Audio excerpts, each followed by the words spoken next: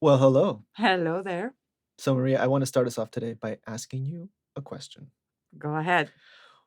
Would you say that you follow the rules?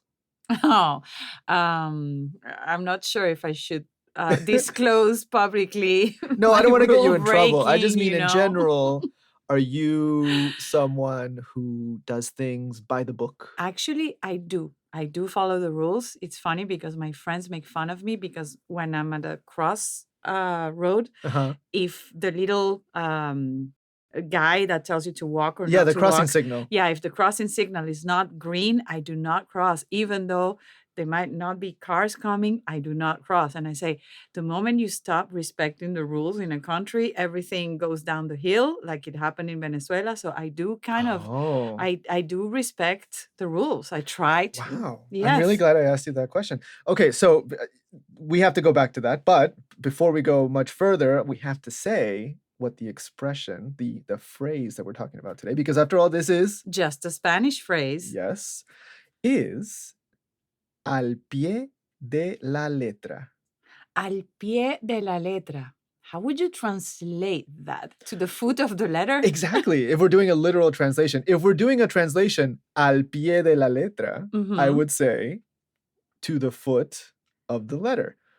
But of course, literal translations or doing something word for word isn't always the best way to translate something. But that's what the expression means. It's doing something, um, By the book. yeah, Okay, by follow the following the rules. rules, something, doing something very meticulously, doing something very carefully, and just yeah, like you said, following the rules, the instructions. It's the reason why I like to cook savory things, but I am not very successful when I bake.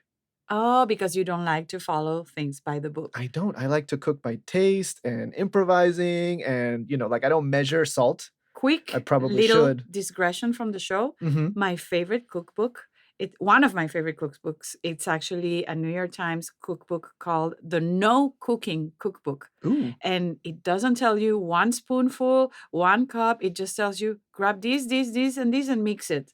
that's And awesome. yes, and it's the best recipes I've Yeah. ever made. That's how I cook. That's how I like to cook, and that is an example. Intuitively. Yes, and that is an example of cooking not al pie de la letra, Okay. not by the book, or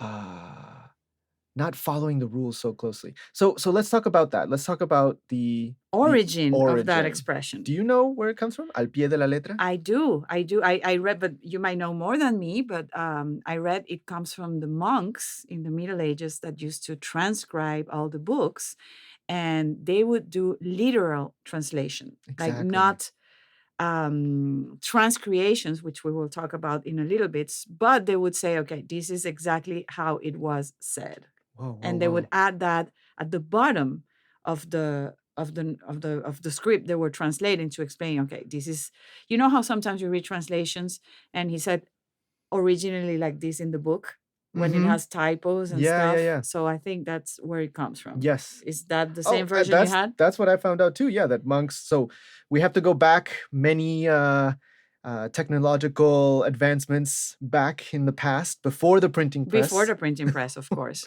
when monks were literally spending days and nights transcribing, often text in Latin. That's one of the earliest But were forms. they exactly? So I don't know if it comes from transcribing or translating from Latin into. It's both, in fact, Okay. because here's the thing: while they were transcribing, usually a Latin text or Latin maybe sermon to text, to handwritten Mhm. form, they would simultaneously add footnotes, and that's where al pie de la letra comes from. Sometimes they would even do it in between the lines. So beneath every word, they would add the translation. And the reason is that so they're writing in Latin, but they were adding their own translation into their native language. I guess it could have been French or Spanish at the time, uh, as a way to interpret the text.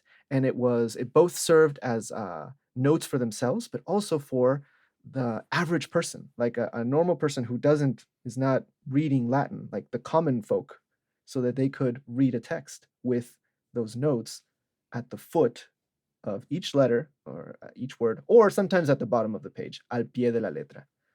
That's fascinating. To me, the whole world of translation and transcreation is absolutely fascinating. Mm. I actually used to work as a transcreator. Did you know there was a title like that? I was going to come back and ask you about that word, transcreation. I know about translation, I know about transliteration, but transcreation? So I used to work for many advertising companies translating from English to Spanish. Mm. And depending on if I was translating, quote unquote, or transcreating, my rate would be different.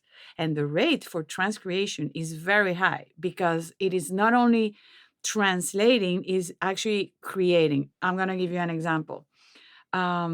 They hired me to translate a billboard that was going to be in many highways in the United States. And the original billboard in English was click it or ticket. Oh my gosh, famous slogan. Yes. Yeah. How do you translate that into Spanish? Do you respect the rhyme or do you respect the meaning? Well, that's an example where you can't do things al pie de la letra because you'll end up with some nonsense in Spanish. It doesn't make any sense. Exactly. So that's the whole world. Like also used to do translations for National Grid, Harvard University, etc. It took me more hours to work on those click it or ticket 5 words Yeah. than in an entire 30-page National Grid translation. Oh, I Because can I relate, spent yeah. the whole night thinking, how can I translate that?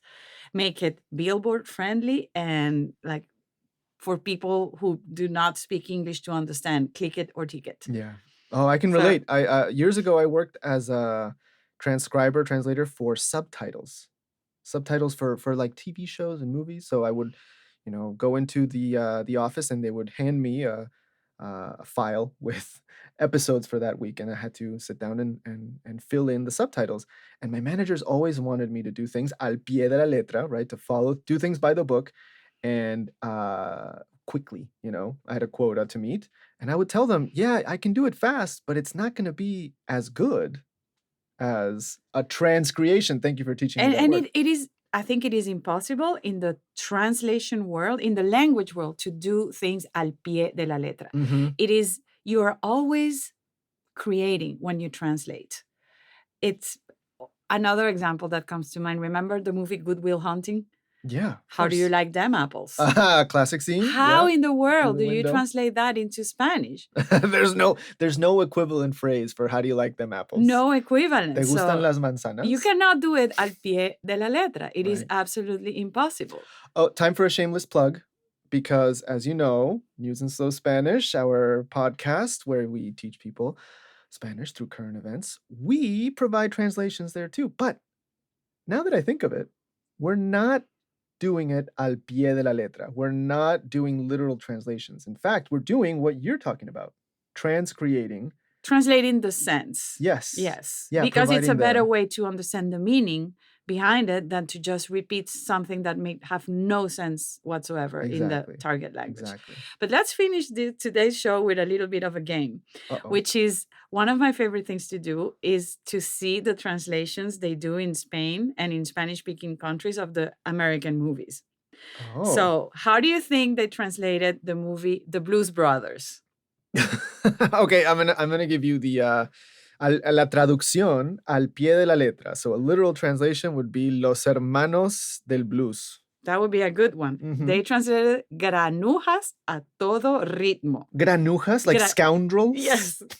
Scoundrels in all rhythm. Another one. Okay. How do you think they translated There Will Be Blood? The very great movie. Well, from, that one's easy. I gotta do it literally. And al pie de la letra, habrá sangre. Well, no. They translated it as pozos de ambición. How would you say that in English? Wells of ambition? Oh, because of Yes. the oil wells? Yeah. But sangre, why would you skip the opportunity to put sangre in your title? Right? That makes no sense. That's one too. Okay. Eternal Sunshine of the Spotless Mind. Ooh, okay. That's a tough A one. literal translation. El resplandor eterno de una mente sin manchas. That's long. pretty good. Yeah, Yeah. that's a good one. That's al pie de la letra. I probably wouldn't go see that though if I saw it on the marquee in Exactly. the movie theater. In Spain, they translated it as Forget About Me. Olvídate de mí. Uh-huh. Oh, that's really good, That's actually. yeah, that's Okay, that's actually an good. example of not doing things al pie de la letra And they instead, work. and they work. Yeah. Yeah. Well, I think we're running out of time. yeah, and, I guess I in have this so case, many more stories about translation and transcreation. We should resume this topic at a yeah, future but show we need to do this episode by the book, al pie de la letra, and keep it short. and wrap it up. All right. Until next time. Until next time. Thank you.